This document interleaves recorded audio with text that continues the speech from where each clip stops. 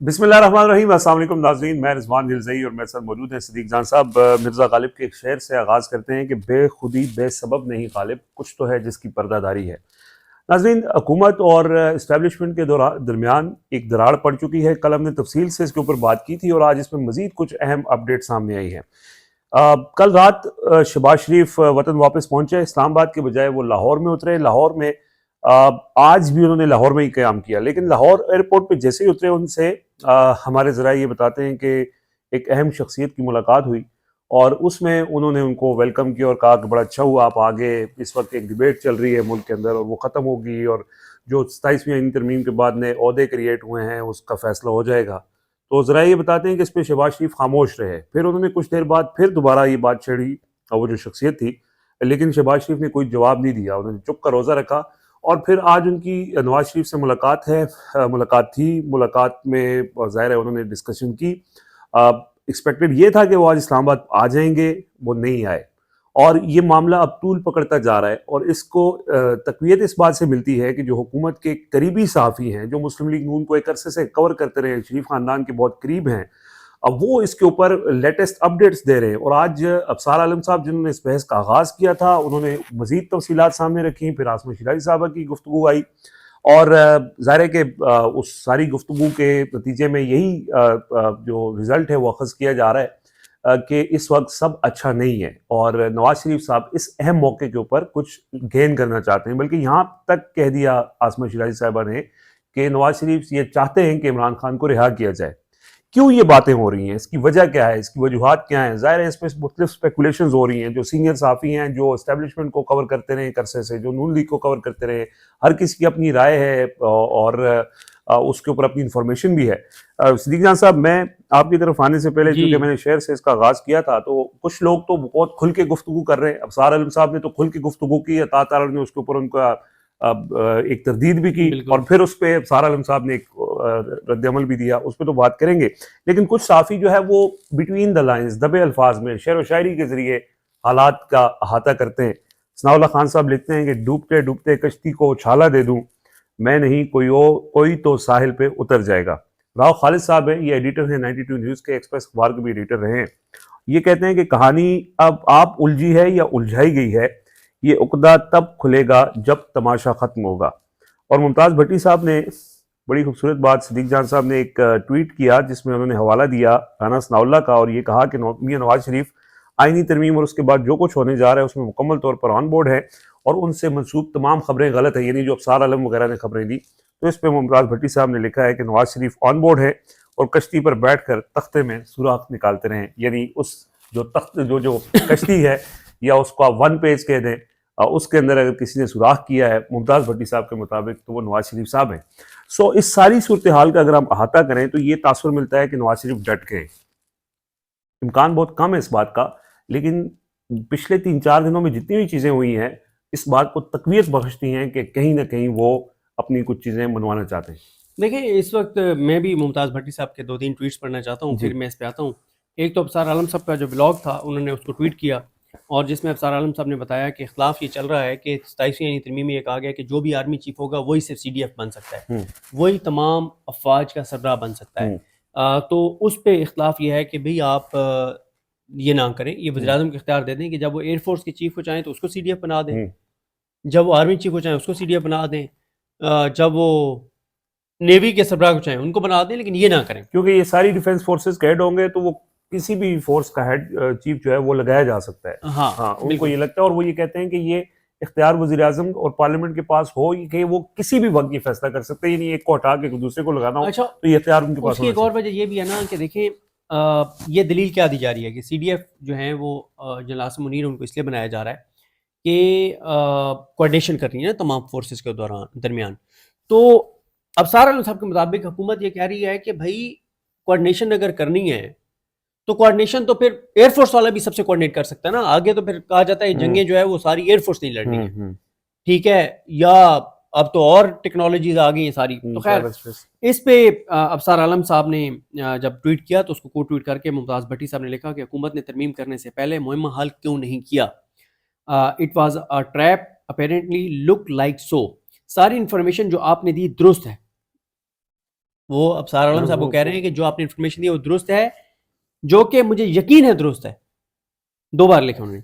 تو سوال یہ کھڑا ہوا کہ تینوں فورسز کو آمنے سامنے کھڑا کر دیا گیا، وہ بھی آئندہ کا معاملہ اب حل کرنے کے لیے حد ہے کہ آپ نے تینوں فورسز کو آمنے سامنے لا کھڑا کیا ہے. ممتاز بھٹی صاحب کہتے ہیں، اچھا ممتاز بھٹی صاحب کے ٹویٹس کے اس لیے ذکر کر رہے ہیں، لوگوں کو پتہ ہونا چاہیے کہ یہ ڈیفنس کے بہت ہی منجے ہوئے صحافی ہیں، اور ہم تو کئی دہائیوں سے وہ کور کر رہے ہیں، اور ہم تو روز ہی ان سے کال کر کے پوچھتے ہیں سر کی چل رہے ہیں، اور بڑے کنیکٹڈ ہے، اور بڑی ان کی محبت اور شفقت ہے کہ وہ کال بھی لیتے ہیں اور بڑی لمبی لمبی ان سے گفتگو بھی ہوتی ہے. انہوں نے پھر ٹویٹ کیا کہ ڈیمیج کنٹرول کرنے کے لیے کوئی روٹی شوٹی کا اہتمام کر رہے ہیں. آگے انہوں نے اسمائلی ڈالی ہے، پھجے کے پائے ہوں گے یا نہیں ایسی خبر نہیں ملی، یہ انہوں نے لائٹر نوٹ پہ لکھا ہے. اچھا اس کے بعد یہ کہتے ہیں اپنا ممتاز بھٹی صاحب عطا طاہر صاحب کو، جب انہوں نے ابصار عالم صاحب کو کہا کہ ابصار عالم صاحب بالکل بے بنیاد اور من گھڑت خبر دے رہے ہیں، وزیر اعظم سے کسی بھی چیز کو منسوب کرنے سے پہلے اس کی تصدیق کرنے کی زحمت کر لیتے، اتنے سینئر صحافی کو اس طرح کی افواہیں پھیلانا زیب نہیں دیتا. اس پہ ممتاز بھٹی صاحب نے کوٹ ٹویٹ کر کے کہا کہ ابصار عالم کی خبر غلط ثابت کرنی ہے تو نوٹیفیکیشن جاری کرنے سے ہوگی، تردیدیں کرنے سے نہیں. انہوں نے احمد بڑائچ کا ایک ٹویٹ ری ٹویٹ کیا ہے جس پہ لکھا ہوا ہے کہ لڑائی کے بعد یاد آنے والا موقع اپنے بوتھے پہ مار لینا چاہیے. اب یہاں تک میں آپ کو لانا چاہتا تھا کہ انہوں نے بھی ایک شیئر ٹویٹ کیا ہے. یہ کہتے ہیں کہ مجھ میں کئی راز ہیں بتلاؤں کیا، بند ایک مدت سے ہوں کھل جاؤں کیا، عاجزی منت خوشامد التجا، اور میں کیا کروں مر جاؤں کیا. ٹھیک ہے، تو چیزیں جو ہے نا دیکھیں، اگر آپ یہ کہیں کہ یہ جو کہا جا رہا ہے، جو سہیل وڑائی صاحب کہہ رہے ہیں کہ کیونکہ فوج کا سٹرکچر بہت پرانا ہے اور 1970 سے بہت سے لوگ یہ بات کر رہے ہیں، 1970 سے ہے تو اس میں کوئی تبدیلیاں کرنی ہیں. اس میں نے ممتاز بھٹی صاحب سے کال کر کے یہ بات پوچھی. میں نے کہا بھٹی صاحب یہ بھی ایک بات کی جا رہی ہے کہ ادارے کے اندر جو ٹرانسفر پوسٹنگ ہے اس کی وجہ سے کہا گیا ہے حکومت کو کہ آپ نوٹیفیکیشن نہ کریں. انہوں نے کہا یہ بات بالکل غلط ہے. میں نے کہا کیوں؟ وہ کہتے ہیں کہ جو بھی آرمی چیف ہوتا ہے، جو بھی فوج کا سربراہ ہوتا ہے، اس نے ہر چیز جمع تفریق کر کے بہت پہلے رکھی ہوتی ہے. عہدے کریٹ کرنے سے پہلے پتا تھا کہ اس پہ کس کو لگانا ہے.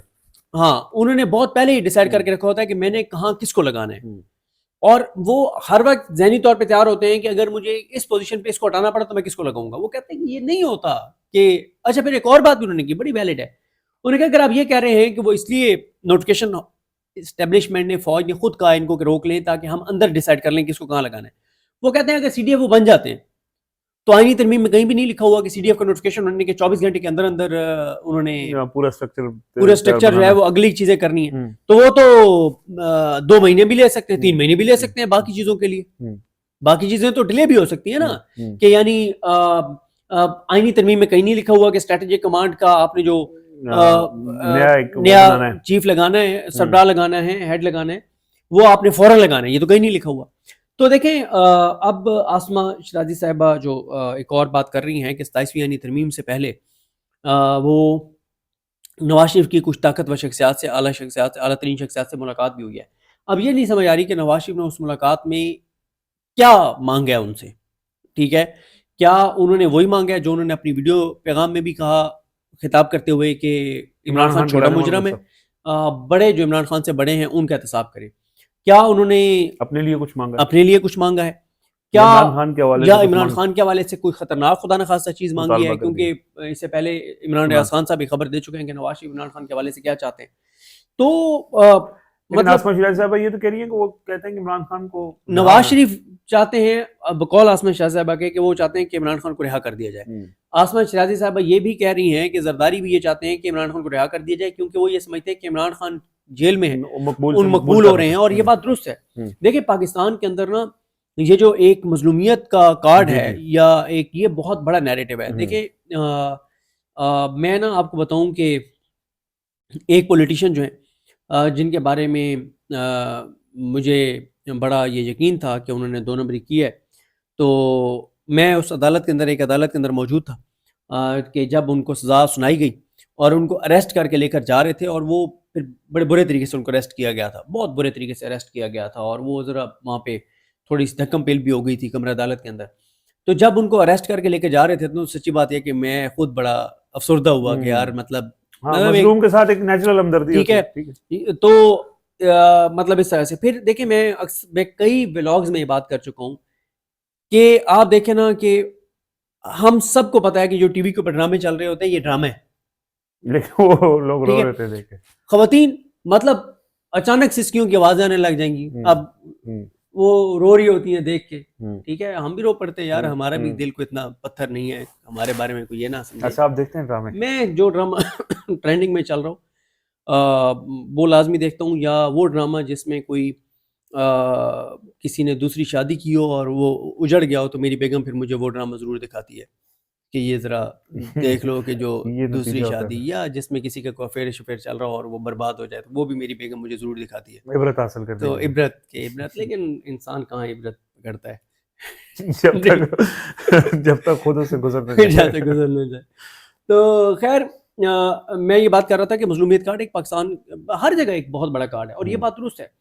دیکھیں عمران خان کے بارے میں کیا چیزیں اس وقت بن رہی ہیں کہ عمران خان کو 28 دن تک آپ نے آئسولیٹ رکھا، قید تنہائی میں رکھا، اذیت دی، تکلیف دی، اس کو مینٹل ٹارچر کیا، اور وہ خود ان کی بہن بھی کہہ رہی ہیں کہ عمران خان جو ہیں وہ کہہ رہے ہیں کہ مطلب عمران خان نے کہا کہ مجھے یہ جو ذہنی اذیت ہے یہ جسمانی اذیت سے زیادہ خطرناک ہے.